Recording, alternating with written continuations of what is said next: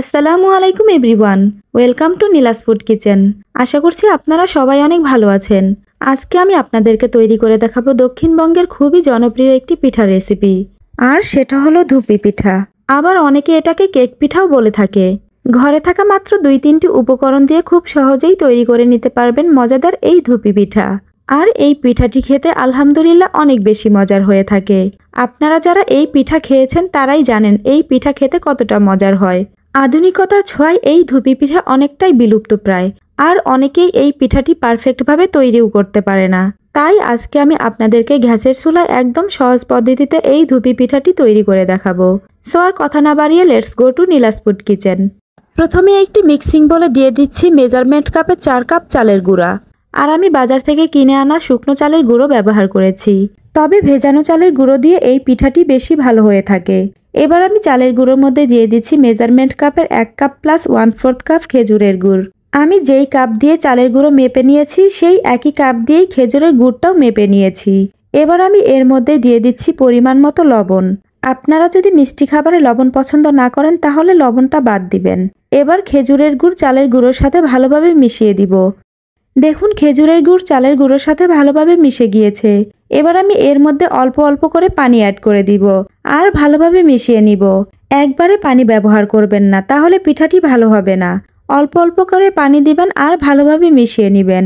আমরা ভাপা পিঠা তৈরির মিক্সারে যেভাবে পানি ব্যবহার করি ঠিক একইভাবে এই পিঠার মিক্সারেও পানি দিতে হবে। আমি শুকনো চালের গুঁড়ো ব্যবহার করেছি, তাই আমার পানির পরিমাণটাও বেশি লাগবে।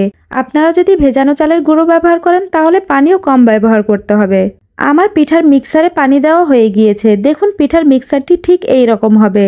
হাত দিয়ে মুঠো করলে মুঠো হয়ে যাবে, আবার হালকা চাপ দিলে চুরমুর করে ভেঙেও যাবে। ঠিক এই রকম একটি পিঠার মিক্সার তৈরি করতে হবে। এবার আমি এই মিক্সারটাকে একটি চালনির সাহায্যে চেলে নিব। চালনির মধ্যে অল্প অল্প করে মিক্সার দিয়ে হাত দিয়ে ডলে ডলে আমি এইভাবে চেলে নিব। আমার চালনিটার ছিদ্র অনেক চিকন, তাই চেলে নিতে সময় একটু বেশি লাগছে। আপনারা যদি আর একটু মোটা ছিদ্রযুক্ত চালনি ব্যবহার করেন তাহলে সময় আর একটু কম লাগবে। সবটুকু মিক্সার আমার চেলে নেওয়া হয়ে গিয়েছে। এবার আমি এর মধ্যে অ্যাড করে দিচ্ছি মেজারমেন্ট কাপের 1 কাপ কুরানো নারিকেল। এখন একটি স্প্যাচুলার সাহায্যে আলতোভাবে নারিকেলটাকে আমি মিক্সারের সাথে মিশিয়ে দিব। বেশি জোরে জোরে মিশাবেন না, তাহলে দলা পেকে যাবে। আলতো হাতে মিশিয়ে দিতে হবে। আপনি যদি আমার ভিডিওটি ফেসবুক থেকে দেখে থাকেন তাহলে প্লিজ আমার পেজটি ফলো করে দিবেন। আর যদি ইউটিউব থেকে দেখে থাকেন তাহলে প্লিজ আমার চ্যানেলটি সাবস্ক্রাইব করে দিবেন।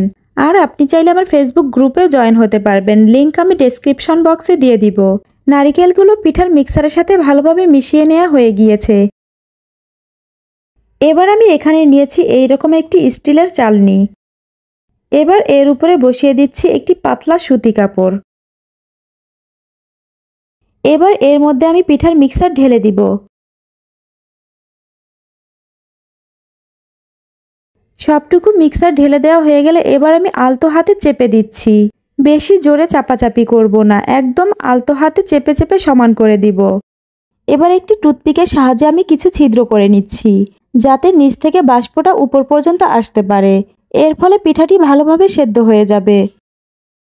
তারপর সাইডের কাপড় পিঠার উপরে দিয়ে পিঠাটা ঢেকে দিব। এবার আমি চুলায় একটি পাতিল বসিয়ে নিয়েছি আর এর মধ্যে পরিমাণ মতো পানি দিয়ে দিচ্ছি। এবার চুলার হাই হিটে পানিতে বলক তুলে নিব। পানিতে বলক চলে আসলে চুলার আঁচটা মিডিয়াম লোতে করে দিব। এরপর আমি পাতিলের উপরে পিঠার চালনিটা বসিয়ে দিচ্ছি। এরপর পিঠাটিকে আমি একটি ঢাকনা দিয়ে ঢেকে দিব।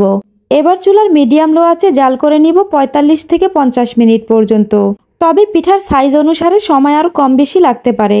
50 মিনিট পর আমার পিঠাটি পারফেক্টভাবে কুক করা হয়ে গিয়েছে।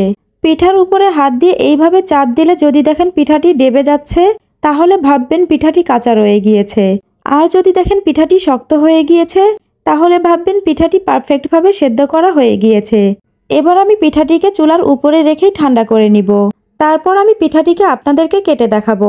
আপনারা কিন্তু পিঠাটি সম্পূর্ণ ঠান্ডা হবার পরই কেটে নেবেন, তাহলে পিঠাটি খুব সুন্দরভাবে কাটা যাবে আর এর পিসগুলো অনেক সুন্দর হবে। আর সবচাইতে ভালো হয় পিঠাটি যদি রাত্রে বানান তাহলে সকালবেলা পিঠাটি কেটে নেবেন। আমি যেহেতু ভিডিও বানাচ্ছি তাই সময়ের অভাবে পিঠাটি সম্পূর্ণ ঠান্ডা হবার আগেই কেটে নিয়েছি। আর এই পিঠাটি কিন্তু যে কোনো এয়ারটাইট বক্সে ভরে 2-3 দিন পর্যন্ত অনায়াসেই ভালো থাকে। আশা করছি আমার আজকের রেসিপি আপনাদের কাছে অনেক ভালো লেগেছে আর সহজও লেগেছে। ভিডিওটি ভালো লেগে থাকলে প্লিজ একটি লাইক দিবেন আর কমেন্টস করবেন এবং ভিডিওটি শেয়ার করে আপনার বন্ধুদেরকেও দেখার সুযোগ করে দিবেন। দেখুন পিঠাটি কতটা সফট।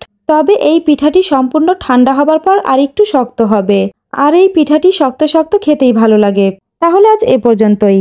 আবার দেখা হবে নতুন কোনো রেসিপি নিয়ে। সে পর্যন্ত সবাই ভালো থাকুন, সুস্থ থাকুন। আল্লাহ হাফেজ।